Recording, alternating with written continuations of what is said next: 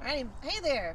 We are here in Newt Park, in the lovely part of Hillcrest, with our friend Mark Curry. Mark Curry has written a beautiful new song, a tragically beautiful new song called "The Land of Endless Summer." As we all know, in February, on Valentine's Day, in Parkland, Florida, the tragedy that occurred at the high school. And Mark, um, that song came from that. Will you tell us? Yeah. Well, I mean, the event itself, obviously, I mean, everybody was affected by it, I think, and but over the next few days, I'm a father. I've got my youngest kid's 17, and so perspective sometimes changes as you take on those different roles. And so, as a dad, I'm watching some of these parents as they're processing, and I'm watching these kids as they're processing and kind of pushing back against the way that we've always responded to these kinds of things. Just a few days after the shooting, I saw Fred Gutenberg on one of the morning news shows, and his daughter Jamie was one of the victims, and he was talking about Jamie, and it just struck me.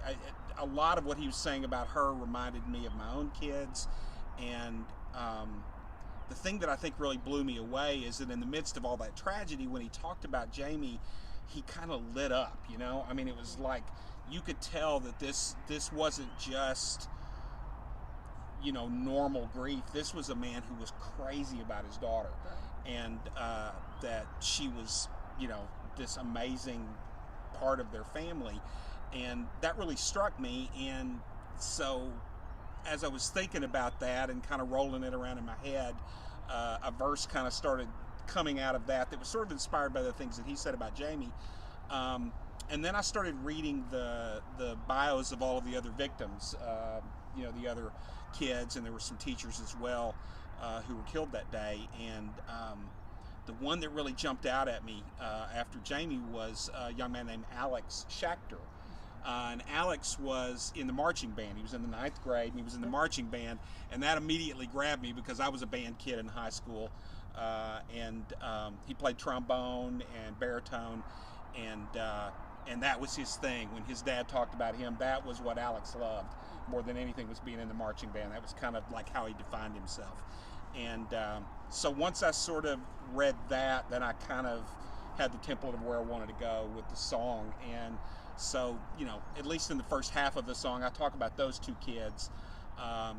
And then, maybe just the larger issue of how we respond, but also how the survivors, the teenagers that were there, how they've responded and have stood up and just kind of screamed no to the adults who have told us, year after year as this crap happens, that, we can't talk about guns, we can't talk about, these controversial things, and these kids are standing up and going, no, that's not acceptable.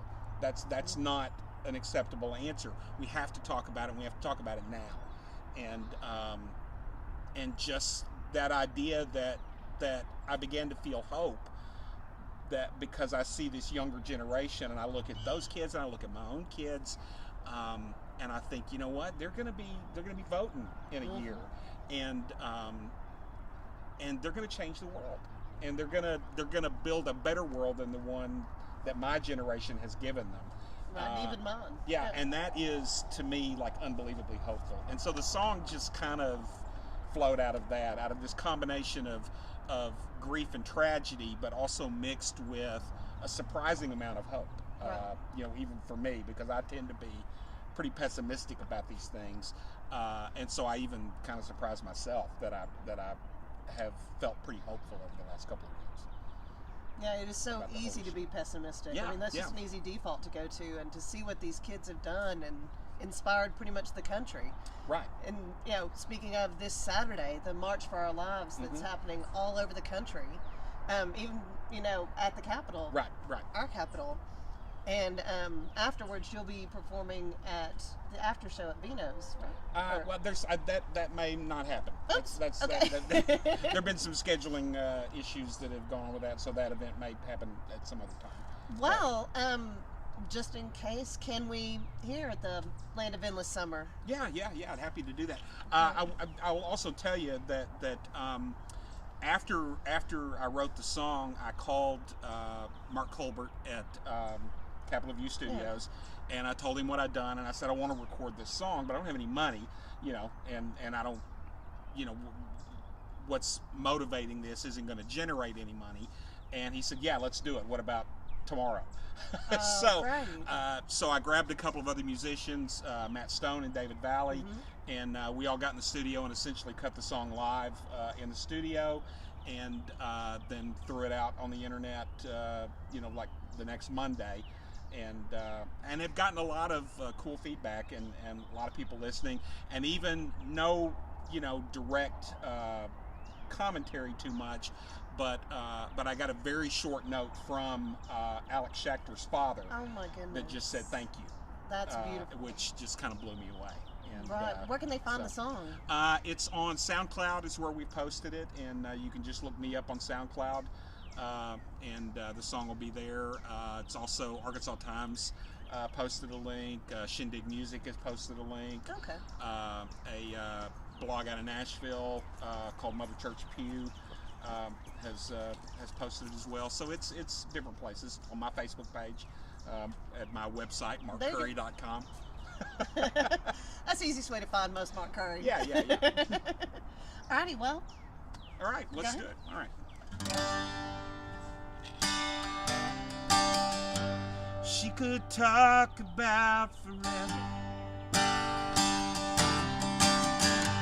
she had dreams she couldn't tell. She was sunlight, she was laughter, she was water from a well. On a day like any other, stories sometimes realign. In this land of endless summer, the day the sun refused to shine, he could slide the notes on the bottom on a field on Friday night. Big brass buttons on his collar, the 40-yard line on his right, marking time until the intro. But he never got to play in a land of endless summer, the day the music went away. Every heartbeat tells a story, every breath can sing a song. Every time a barrel flashes, someone's everything is gone. Maybe we don't know the right thing. Maybe we ain't got the will.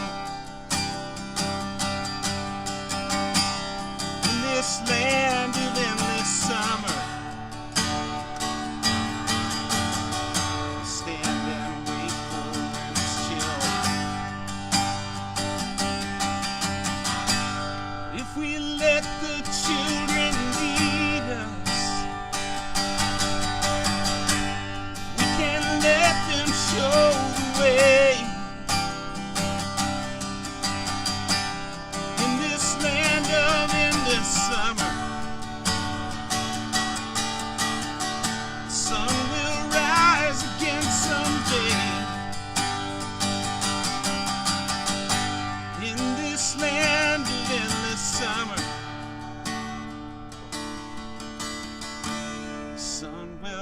rise again someday.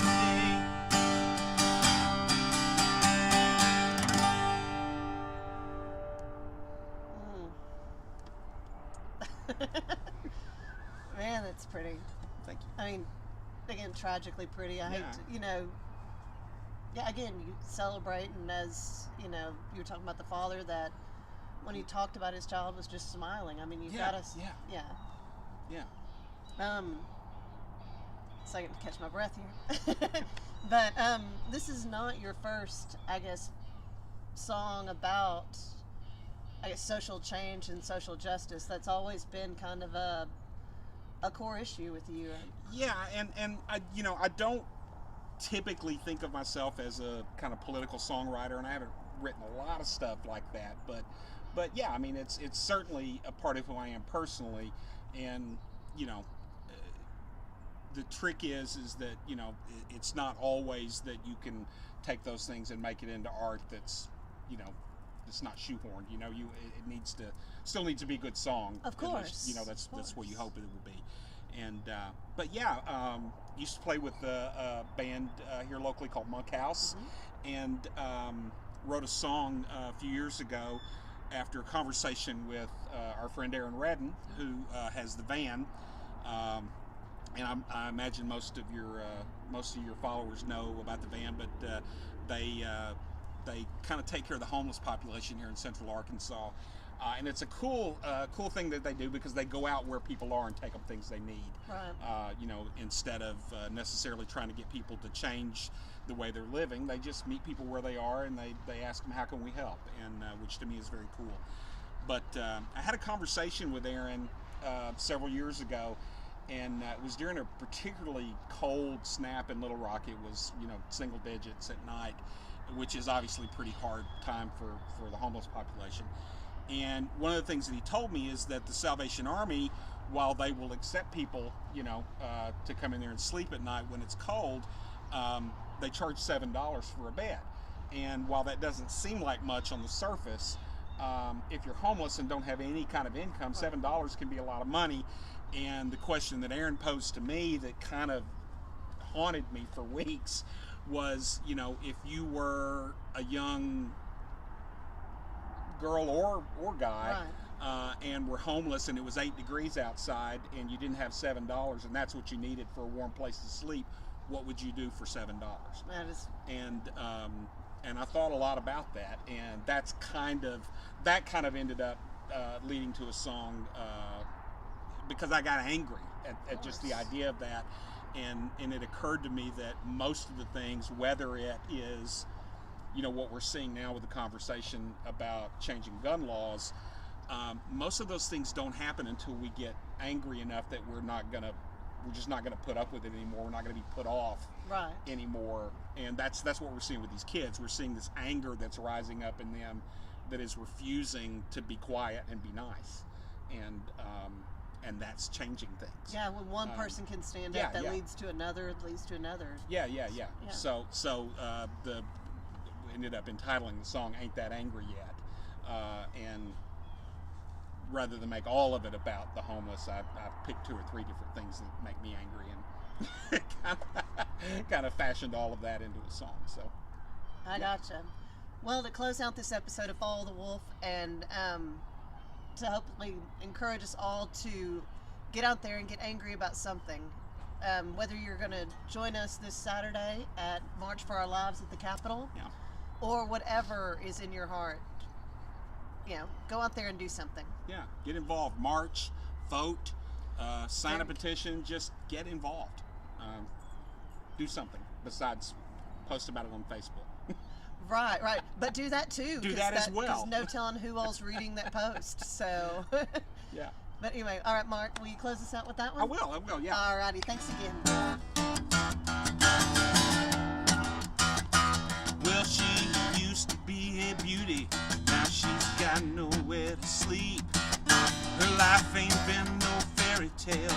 She's only 17, but it's only $7 for a place to sleep inside. So she's in the alley selling love 1 minute at a time. Her mama let her run away at his nightly threats. Well, she'd like to save her baby, but she ain't that angry yet.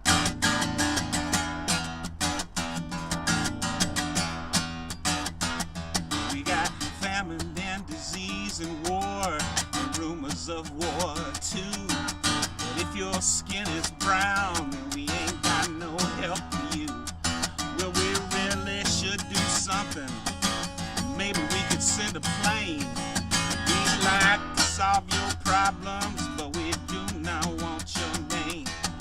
Your situation is pretty dire, so take what you can get.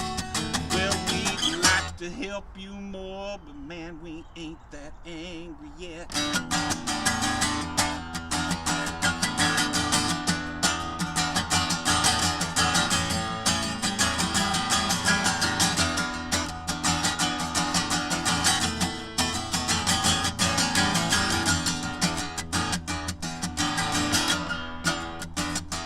Well, now here's a pretty preacher wearing Jesus on his sleeve. Said, if you don't look like we do, man, I guess you'll have to leave.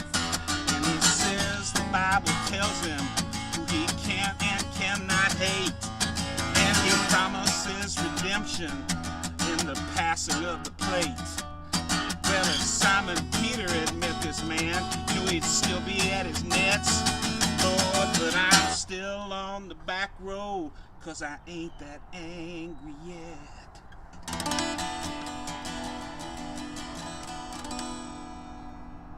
All right. Mark Currey, everybody.